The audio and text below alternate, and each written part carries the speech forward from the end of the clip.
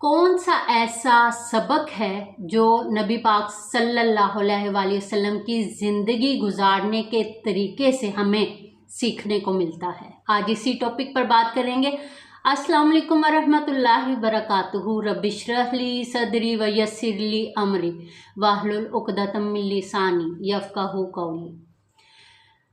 نبی کریم صلی اللہ علیہ وآلہ وسلم کے چچا ابو طالب کا انتقال ہوا اور اس کے بعد حضرت ختیجہ رضی اللہ تعالیٰ عنہ کی وفات ہوتی ہے۔ آپ صلی اللہ علیہ وآلہ وسلم بہت صدمے میں تھے اور کافروں کے حوصلے بہت بڑھ جاتے ہیں اور نت نئے طریقوں سے کافروں نے آپ صلی اللہ علیہ وآلہ وسلم کو نہایت تنگ کرنا شروع کر دیا۔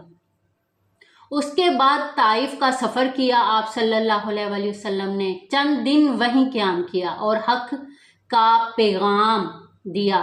وہاں کے لوگ اتنے سنگ دل تھے، اتنے کھوٹے لوگ تھے کہ ان کے دل تک آپ صلی اللہ علیہ وآلہ وسلم کا پیغام نہ پہنچ سکا۔ ایک شخص بھی ایسا نہیں تھا جس کے دل نے حق کا پیغام کی دستک سنی ہو اور اس پر ایمان لایا ہو۔ آپ صلی اللہ علیہ وآلہ وسلم افسردہ ہو کے واپسی کا فیصلہ کرتے ہیں۔ راستے میں بہت سے لوگ آپ صلی اللہ علیہ وآلہ وسلم پر پتھر پھینکتے ہیں۔ آپ ان پتھروں کی وجہ سے زخمی ہو جاتے ہیں اور خون مبارک آپ صلی اللہ علیہ وآلہ وسلم کے زخموں سے نکلنے لگتا ہے۔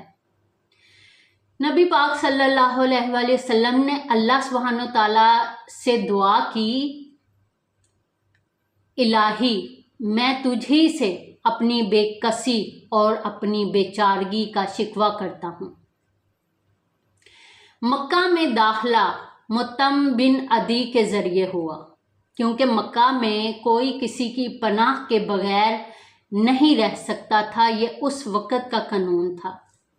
اس کے بعد معراج ہوئی۔ آپ صلی اللہ علیہ وآلہ وسلم پہلے مسجد اقصیٰ پہ جاتے ہیں اور پھر عالم بالا کی طرف تشریف لے گئے۔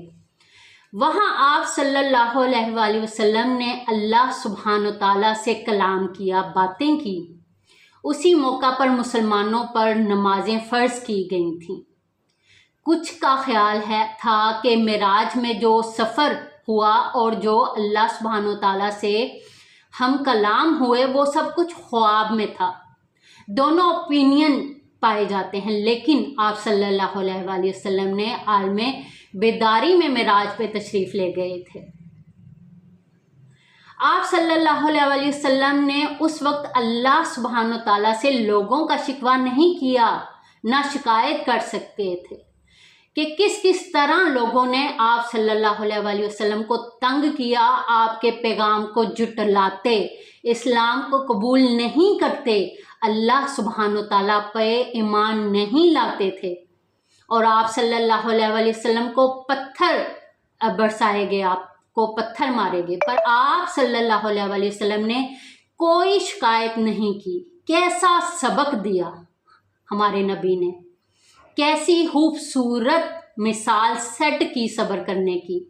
مشکلات کے باوجود، مسائل کے باوجود مسلسل کوشش کرنے کا نام صبر ہے۔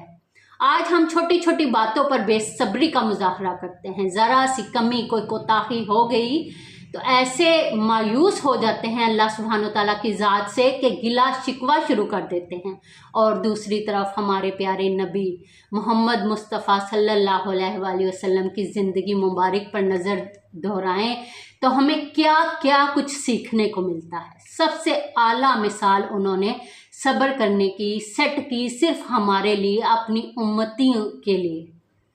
اللہ پاک ہمیں بھی ان کی سنت پر عمل کرنے کی توفیق عطا فرمائے، آمین یا رب العالمین۔ آج کے لیے اتنا ہی، جزاک اللہ خیر۔